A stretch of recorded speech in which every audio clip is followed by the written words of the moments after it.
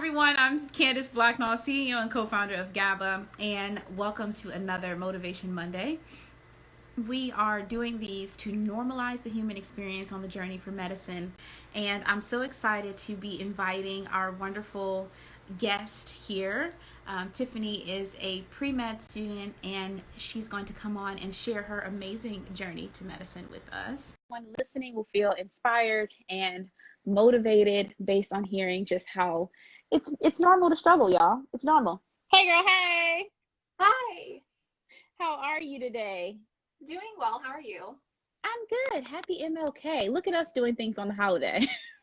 Yeah, exactly. It's not really a day off, though, at least for me. I still got to study and hit the books. So, Oh, yeah, that's true. That's true. It never stops. I really did not even realize that this was the holiday until maybe a few hours ago. I'm not gonna lie. I was like, oh, this is the holiday. That's okay. Well, anyway, let's give some folks time to roll in. How have things been? I feel like I haven't talked to you in ages. they've been going okay. Just trucking the MCAT, but with all the MCAT cancellations and stuff, stress is high. So, just trying to keep Yeah. that down. What are they doing? So are they what I heard about all the cancellations and then there weren't enough slots and like what is going on with that? Yeah, so they actually canceled multiple January MCAT dates in California Hmm. and I think Illinois. And so like that kind of put everyone for a loop because they only opened registration up for January and March MCATs. And then the rest of the MCATs, like the April and May ones, will open up registration in February. But Uh-huh. for everyone who's applying this cycle, like myself, it's definitely Yeah. stressful because they're like, you want to get your MCAT done and see it prior to submitting your application. And Yeah. Oh, okay. That's not good. I think so. They're doing the same thing with step two, is what I understand. It's like there's not enough slots or they're canceling folks. It's like it's a nightmare on both sides of the house. So it's fine. Anyway, I'm glad that you're here though, despite all the chaos in life. And I'm excited to have this opportunity to share your story on this Motivation Monday. So why don't we just jump in, right? So go ahead. Let's start with that age-old question. What was your journey to medicine? What has it been like? yeah, so for starters, if anyone isn't aware of who I am, my name is Tiffany. I run the Instagram page at Arguing for Medicine. And so I would describe my journey into medicine as very turbulent, I would say. I came into college knowing that I probably wanted to do something in medicine, but along the way, taking classes and a lot of personal circumstances, I had a lot of doubts. I Mhm. hit a lot of roadblocks, difficult classes, and just struggling to find the guidance to lead me, you know, into medicine in a more streamlined path. But I learned along Mhm. the way that having bumps and pitfalls is not a big issue. It's just learning to build the resilience to get back up, and then reaching out to people wherever they may be to help you.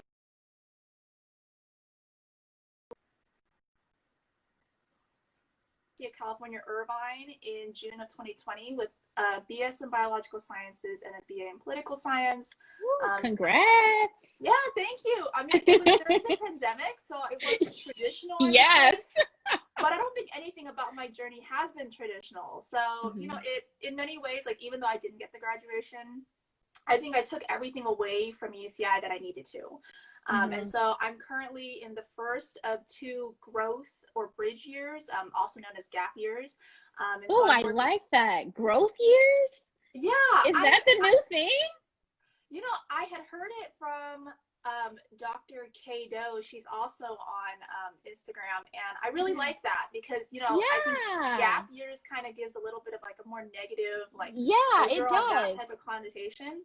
But I definitely think like these gap years are definitely more growth years because everyone improves themselves so much more. And I Mhm. rarely ever see anyone say that I regret my gap years. So Yeah. there truly are growth years because you truly do grow as a person. Mhm. Mhm. So yeah, so I am working as a research specialist at the lab that I did research at during my undergrad. I'm also working as part-time as an MA, medical Mhm. assistant, and just studying for my MCAT and preparing to apply this cycle, which is, stressful as always. Yeah, yeah. So I imagine, and I remember us talking, you just said, your journey to medicine hasn't been the most traditional. And I know everyone stresses about being the cookie cutter perfect student going up. No one expects to fail a class or get set back or have any family struggles. There's a lot of pressure out there. So like, what about your journey was really non-traditional, and how did you overcome some of those challenges? So right off in my freshman year, I actually withdrew my first quarter, and I would say that was the first day, like step one into the journey. I withdrew my first quarter because I was really overwhelmed. I had a lot of family and personal circumstances. Yeah, 2 days before like I could not. So it was definitely like it was a stressful time because also I'm one of the first in my family to try to pursue medical school, and so all I had known is like your GPA is so important, and like all these withdrawals right off the bat was really stressful. So there was that, right? But I got back up and I continued along the path. But then I hit organic chemistry in my second year. Why is that everyone's nightmare? I loved orgo. It was Gen Chem that was my nightmare experience. I mean, good for you, but I mean, for me, I hit organic chemistry, and it was like a subject that I have never experienced in my life. I mean, my famous story and why a lot of people end up finding me is because I talk about how I failed it twice. And it was at the point that I failed it the second time at the beginning of my junior year. That I thought like I really can't go into become a physician, go into medicine, like I'm done, because like my GPA was tanked. So the story goes that I took some time off. I took about 6 months off to really like reconnect with why I wanted to go into medicine, my purpose for becoming a physician. I was considering law at the time, so my name for Instagram, Arguing for Medicine, actually became that during that time because I was like, I couldn't figure out whether I wanted to go to law school or medical school. But ultimately, after reconnecting with more patients and realizing that what I wanted to change about medicine can only be accomplished by being a physician, I decided to stick on this path and stay on that journey.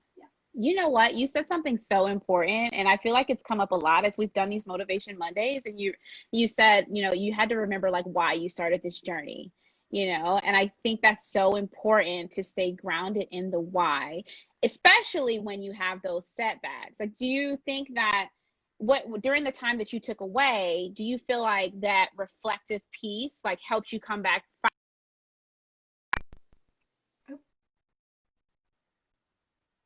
You might have froze a second.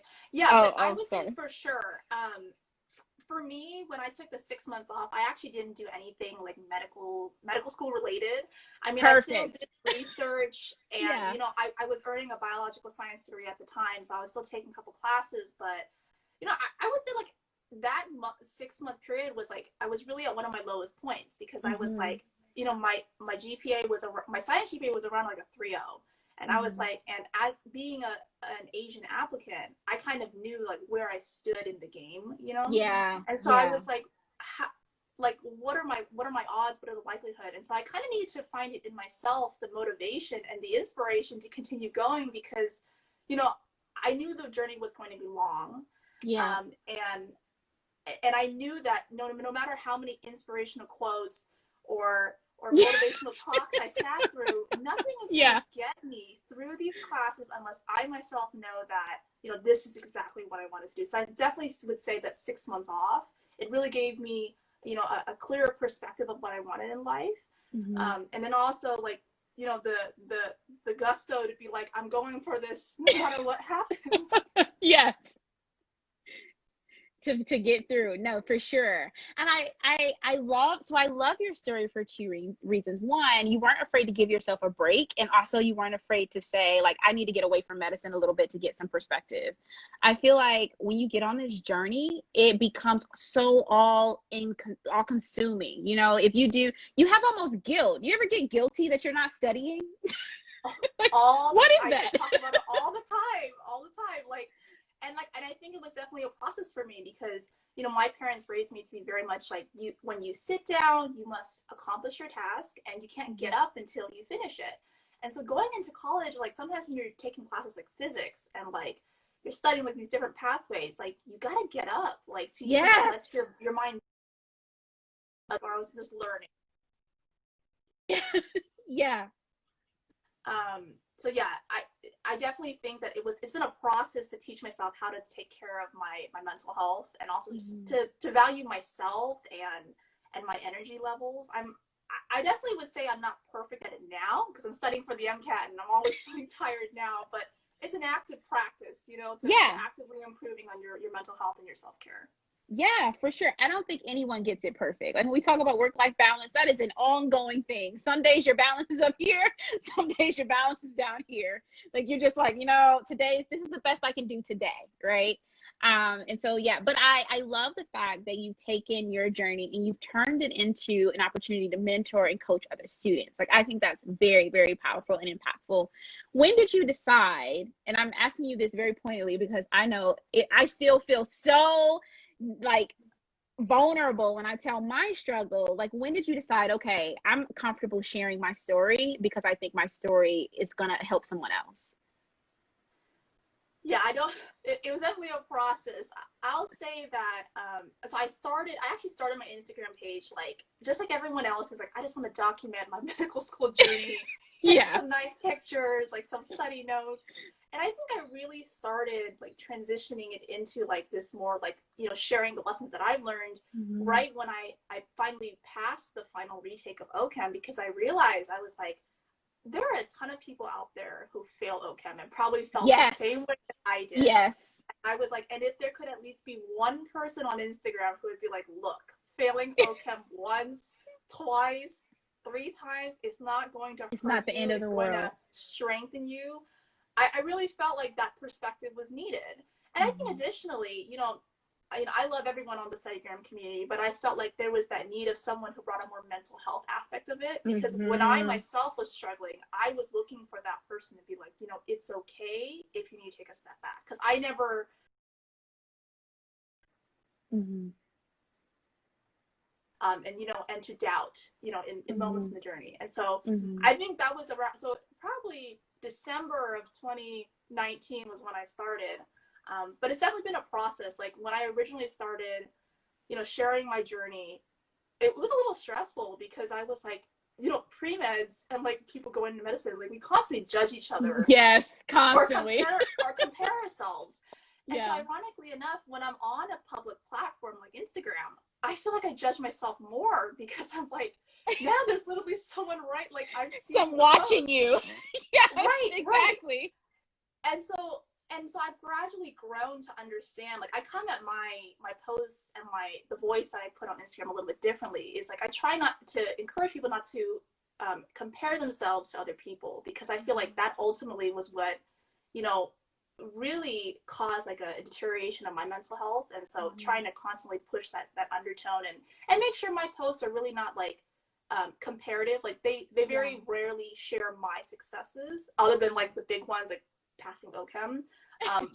But really pushing people to look at their own successes and to see the joy in their successes, whether it's large or it's small. Yeah.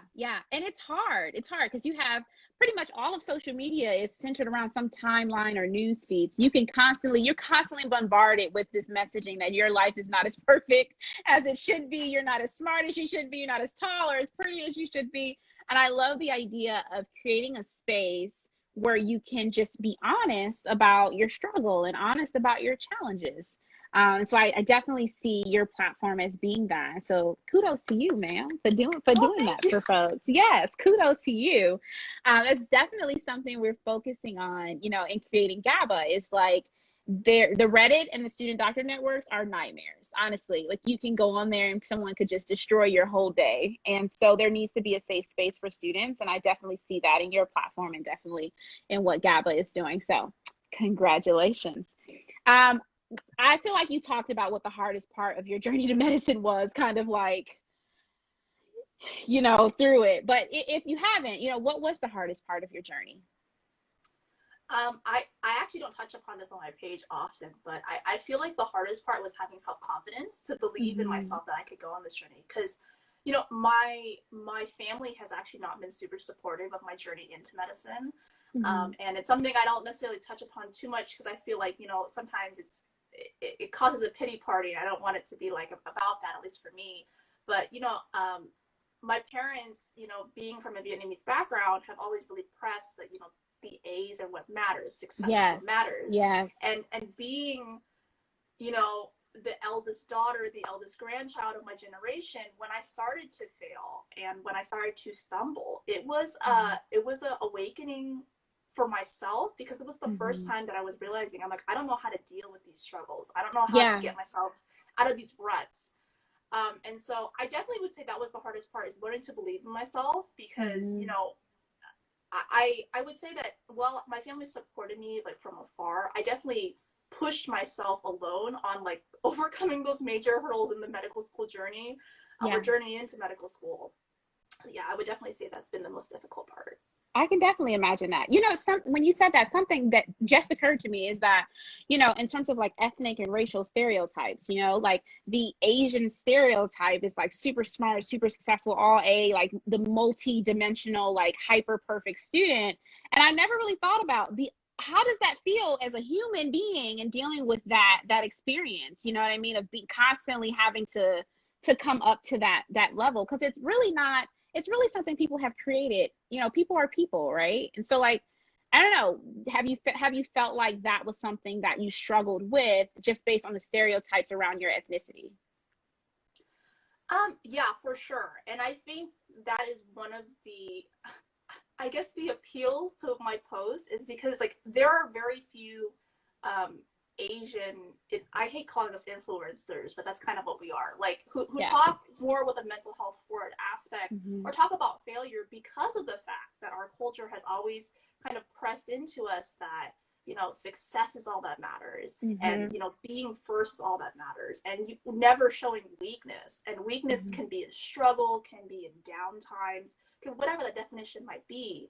Mm-hmm. And I think about it a lot, and because I'm aware that, I think back to my younger self, and I wish I had seen someone like me now who Yeah. was like, you know, it's okay to struggle, and I think I would have really resonated with that. And I'm aware that Yeah. social media, like, different people come across my pages, but, you know, through the kind of mentoring coaching program that I do, Mm-hmm. I come across a lot of people of a similar background who say, like, you know, thank you so much for validating my feelings when I Yeah. struggle, because it's Yeah. something I don't hear a lot. And so it's something I try to keep in mind often, especially when I'm on this platform. Yeah, I love that.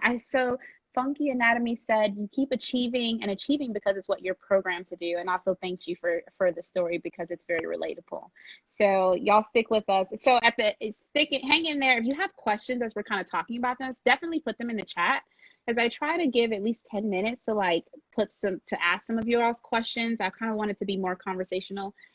So yeah, so do that. And then we talked about your journey to medicine. You are applying right now, which is so exciting. I'm so Well, ready to not yet. celebrate. In June. And well, it's Yeah. here. Basically, it's here under someone on another forum called it the COVID advantage, because COVID is such a stressful time that you can pretty much just say, oh, you know what, I couldn't do that because, you know, COVID, you know, I didn't do as many shadowing because of COVID. Yeah. So I'm wishing you all the luck in the world. What are 3 actions that students listening now can do to prepare themselves for the challenge of being pre-med and kind of going into the beginning part of going into medicine? Yeah. When you sent me this question, I was like, I really need to think about this because it needs to be actionable. My entire thing is like, I don't like very like vague actions, like, oh, like, Yeah.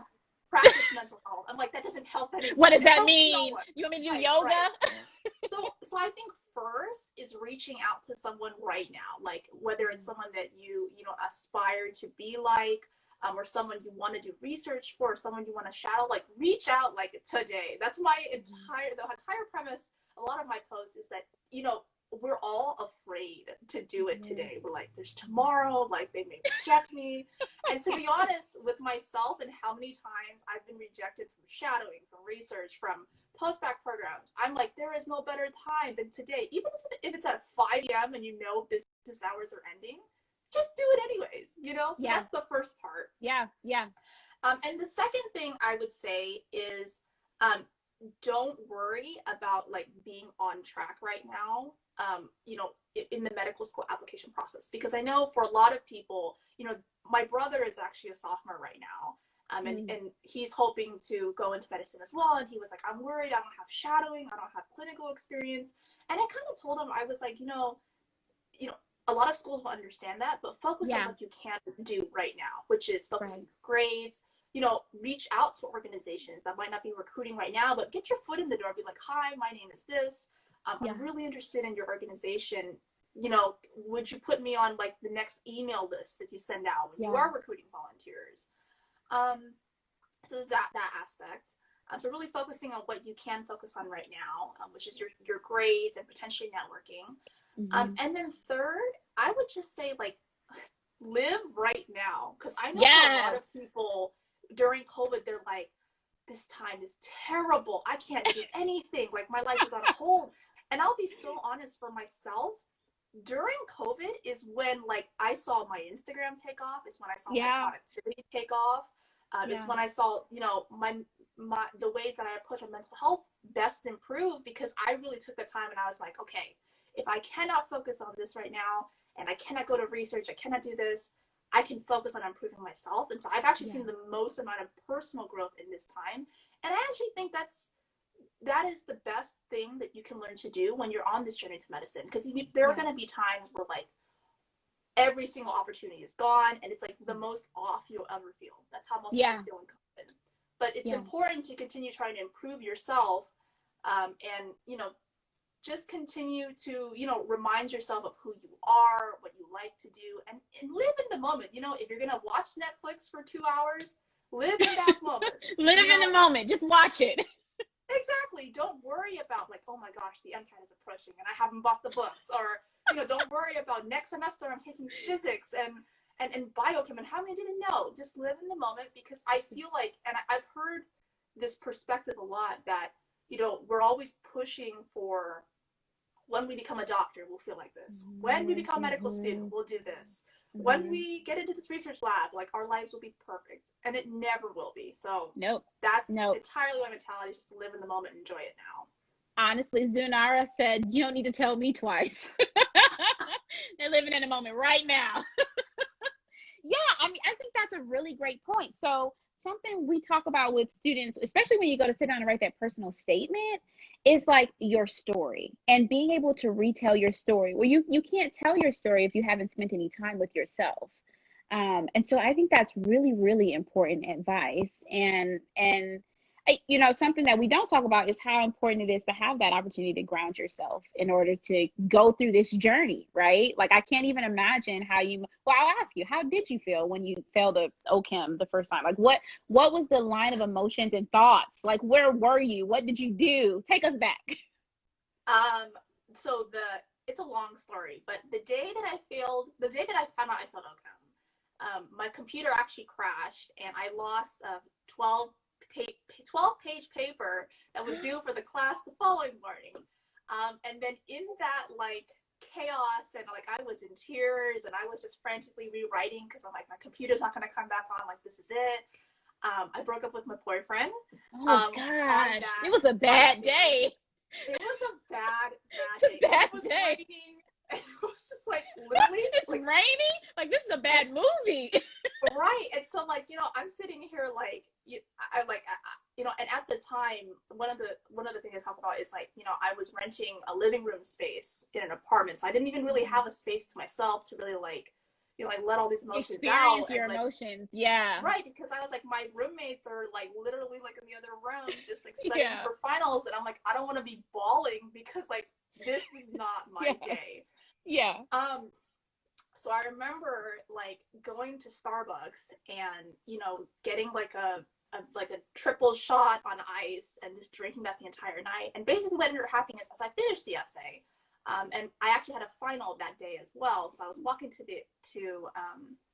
that final and I actually collapsed on the sidewalk, because I think because of that stress, I was everywhere. Like, my brain is trying to process the fact that I just failed, and I broke up with my boyfriend, and like all these different things. And so I think it was the following day after I failed that I realized, I'm like, okay, something about how I approach this path into medicine, it has to change, because it's not sustainable like this. And that, I think that was the beginning of when I said, like, I need to reconnect with myself. I need to reconnect with my mental health. Because I think as pre-meds, we often put mental health on the back burner. We're like, it'll take care of itself. But it was that day that I realized that, you know, I really need to actively take care of it. And so I went through a lot in that 6 months. Like, there was a lot of, like, you know, I switched over. It was in those months I was like, you know, law school sounds like a great fit, because I'm reading and writing naturally come well to me. And, you know, I was getting the first 4.0s in my life ever in political science classes. And my friends and, you know, my family were saying, you know, this is it. Like, this is what you're meant to do, right? And I remember thinking when I got that first 4.0 in those political science classes, like, I should have been thrilled, because this is all I had ever wanted to do. I remember thinking, I was like, I'm actually not that happy. And I think that was the moment I was like, I think this is it. Like, I think going into medicine is what I want to do, because it's what makes me happy, even though it's really difficult. So, but it definitely was a journey to get there, because, like, we went through the lowest of the lows and trying to just, you know, recover, you know, just my mental stability. And then going on to, you know, figure out what I want to do, and then, you know, somehow piecing the two together. And so that's how I'm here now. I love it. I love it. And I love the fact that you were able to redefine success for yourself, right? Everyone else is like, oh, you're getting 4.0s in poli sci. That's your career. Like, that's it. You're doing it. And you're like, no. 4.0 or not. And I think that was shocking for a lot of people, because, like, and for me, myself, because I was like, you know, I always just dreamed of the 4.0, like, seeing it on my transcript. I was like, this is the moment that I know, like, this is what I'm meant to do. And I was, like, looking at it, and it was like, it was not only the first 4.0, but the second 4.0. And I was like, it's not making me happy. Like, this, I still, there's something out there. And that's kind of when I was like, okay, I need to revisit this whole pre-med thing. Because I think it's time. We have to revisit it. Come back to it. Because no one ever says that the road that makes you happy is supposed to also be easy. Like, no one ever says that. For some reason, we hear easy when someone says, oh, this is what you're destined to do, we hear easy. Oh, okay, it'll be easy then. It's what I'm destined to do. But, like, in your story, what I hear is, like, it wasn't easy, and that's primarily because for you to do what you're destined to do well, it couldn't be. You had to reground in yourself to be able to really be the kind of doctor that you're going to be in the future. Round of applause! That whole thing is like a snaps to that, man. Wow. I mean, honestly, like, I think people now who hear my journey to where I am, they're like, this is so inspirational. But at the time when I was going through this, like, I didn't know. And I think that's why I say to so many people, like, it's okay to doubt, because, like, I really didn't know. Like, and people laugh because they're like, Tiffany, like, I look at you and, like, you have the independence of a doctor, you have, like, the firmness, and I'm like, I really didn't know, because I was like, I really lost touch with who I was and what I wanted in life. And so that reflection process, it's what I preach so much, because I'm like, it really is what got me to this point that I was like, this is what I want to do in my life. I'm totally with it. So I had the same doubts you had. I applied for social work programs because I was like, no, I don't think medicine's for me. I haven't taken any science classes. Got accepted into social work programs, and I was like, I feel nothing. Everyone was like, yay! And I'm like, this is not it. This is not it. I know it's going to be hard, but I don't think this is it. So it's about going beyond just, like, hard. Like, what is hard really, you know, when you're getting to do the thing that you dream of doing, right? I love that. I love. I love your goals. So in terms of, you know, like, what's next for you? What's next? I know you're going into medical school, but surely that's not it. That's not the end, right? You know, a lot of people have asked me that, and I think it's evolved over time. So originally, so the first activity that, you know, kind of pushed me or gave me that inspiration to go into medicine was I was volunteering at a free clinic. And it was my freshman year, and they said, okay, we're going to plan a health fair this year. And I was like, okay, like, what do we got to do? And so that experience of planning that health fair and, like, being in, I call it working with the community for the community. Really, like, made me realize, I live in Southern California. And so a lot of times when people think about it, they're like, Disneyland. and Hollywood and stuff. And for me, because I've lived here so long, I was like, that's like one aspect of Southern California. Yeah. And so setting up that health fair for me made me realize like there is actually a need for like free clinics and more accessibility of community health resources and hygiene resources for people in this region. So, when I graduated from UCI, I was like, okay, my future goal is to go on and to set up my own free clinic. So that I love it's still it. a goal now for me, but it's kind of evolved too, because, as my mentoring program has taken off this year, I'm realizing that like I really enjoy talking to people and helping them succeed. And so somewhere in the future, I want to be able to give back to students like myself who can't afford to pay for advice, but you don't need that little bit of push, like that, either that motivation or like that one question answer that could just change how their journey is going.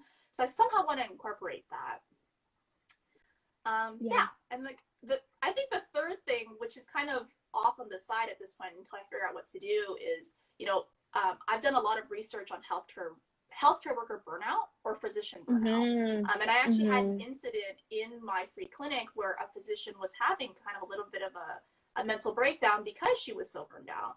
And so after seeing that, it really motivated me to try to figure out how do we change and adjust the perspective on physician burnout and healthcare burnout, because that event was so impactful for me. And and I think it's a perspective that we can bring more forward in healthcare so that we can prolong physician longevity in the field, because we go through so much, and we should be able to practice as long as we need to and not get burned out by the system.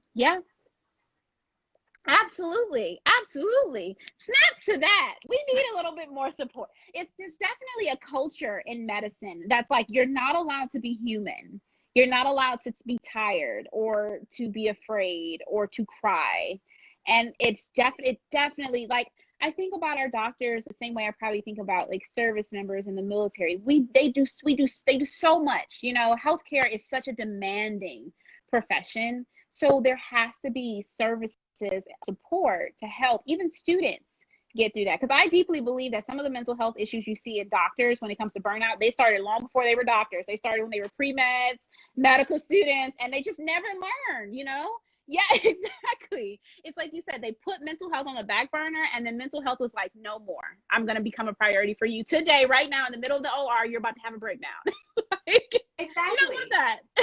Yeah. And I think especially right now with COVID, I think I had a friend even ask me, and I love the way she put the question, because it really made me think. She goes, you must be so thankful to not have to be in medical school right now, because you would be having to deal with the COVID patients and like all the stress of, dealing with, the patients and all the stress of the PPE and such.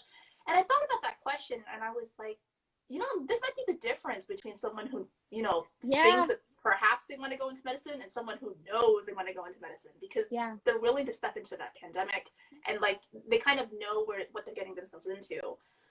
But it also made me realize, in watching this pandemic play out, like how important mental health resources are for healthcare workers. Because all of a sudden you see all these companies saying like, we'll send you goodie packages and mental health care packages, health kits and things.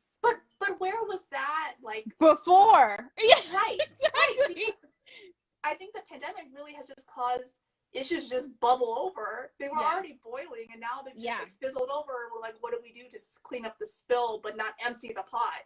Exactly. So, I love that analogy. How can we clean the spill around it, but we don't need to touch the pot? Like, we're not going to deal with the deeper issue here. We don't have time for that. We're just going to clean up around the pot. I love that analogy.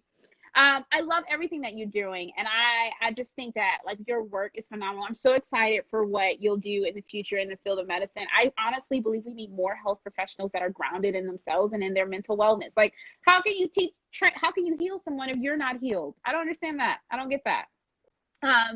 For students that are listening that want to stay connected, how can they connect with you? How can they help? How can they support? So, I think the best way is just to go follow me over at my Instagram at Arguing for Medicine. But and on my Instagram page, there's a button that you can press that says email. You can also email me there. But I definitely would say I'm more active on my Instagram page. Most people know, like, I answer within 24 hours unless like there's a big exam coming up. But other than that, I would just say that you don't necessarily have to support me, but find other people in the community that resonate with you and support what you hope to see in healthcare. You know, because I think, you know, especially for pre-med students or pre-health students, we're so centralized on who we follow. We follow the doctors, only the doctors. We don't do that. Right. Like we don't think about like, you know, what the nurses or the pharmacists might be experiencing. But I always tell my followers that, you know, when you follow like a nurse or a pharmacist and of different backgrounds as well, you learn so much more about healthcare than just from the physician perspective. And I think that's important as someone who hopes to be a physician one day, to understand the perspectives going on in all of the healthcare system, because you're entering that. So you want to know everything about that system you're about to enter. Yeah, no, I absolutely agree. And I'm about to do the most ridiculous thing, which is to take this phone over here in the middle of this live and have to plug it up, because I'm that kind of person. And I definitely forgot to charge this phone overnight. No, you're totally so fine. here's me being human, y'all. No, I absolutely agree. It's sad when I see people get kind of siloed in medicine. Like, we have to get to a place where we're comfortable working together, we're comfortable asking questions. Social media is the perfect place for that. You know what I mean? And if I follow quite a few nursing accounts, and they're complaining about the same things we are. So it's not like it's a totally different world. Okay, folks, I have been so grateful that you all have joined us today on this Motivation Monday. Thank you so much for tuning in. We do these every Monday, somewhere around 1 or 2 p.m., depending. And I hope that you all stay connected and stay encouraged. So if you are listening to this, I would love it if you go to gogaba.co and sign up. We are building a safe space community for medical trainees like yourselves who have unique stories and who are looking for a supportive community that's willing to admit, like, yeah, I failed the class, and yeah, everything worked out. Yeah, I got a 498 or something on STEP, or 4, whatever it is now. So if you're looking for your community, you haven't found your tribe, come join us. It's a movement, and we'd love to have you as part of our family. So thank you so much, Tiffany. You're amazing. I know that you have so much studying to do. Please let me know if I can help or support you in any way. Yeah, thank you so much again, Candace. And thank you for everyone who tuned in for the live. Yeah, go hit up Gaba. What is it? Gaba? Yeah, gogaba.co. Gogaba.co. I absolutely love the work that you guys are doing. I took a look at what you guys are doing, and I definitely think it helps to bring more perspective in, you know, and I just put, for anyone out there listening or who may listen to this later, you want to have more perspective on those from different backgrounds, because it helps with understanding the patients that we will hopefully one day serve, you know, and understanding those perspectives and just being more human, being a better human. Yeah. So I love that. Yeah. Be human, y'all. Go out there and be human. Thanks so much, Tiffany. Thanks, y'all, for listening. Tune in next week, and I will text you in like a second. Okay. No worries. See ya.